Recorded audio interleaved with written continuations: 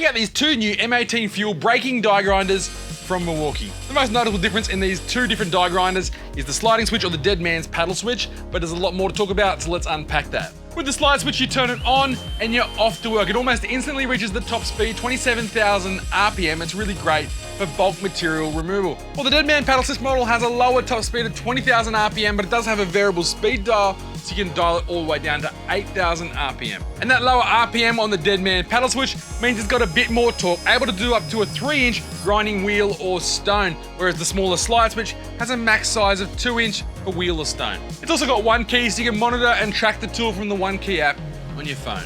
Either way, both grinders are really powerful thanks to that brushless power state motor from Milwaukee. When you pull the trigger, it hits full speed almost instantly, and it's got a rapid stop brake as well. It comes with 3 collets, a standard 1/4 inch, which is 6.35 millimeters. It also comes with a 6 and an 8 millimeter adapter as well. And thanks to the spindle lock, you only need the one included spanner to change and lock off your bits. Ergonomically, the grips are really good. It's really well thought out. There's nice balance. There's nice rubberization everywhere you touch the tool.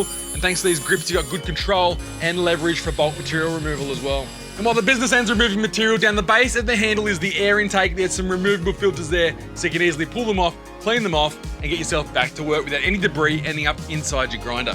You can get more info on either of these brand new die grinders from Milwaukee over at sydneytools.com.au, or you can talk to the team in store at your local Sydney Tools store as well. And if you've got any questions, you can always hit me up in that comment section down below. Until next time, I'm Tim, and thanks for watching Sydney Tools TV.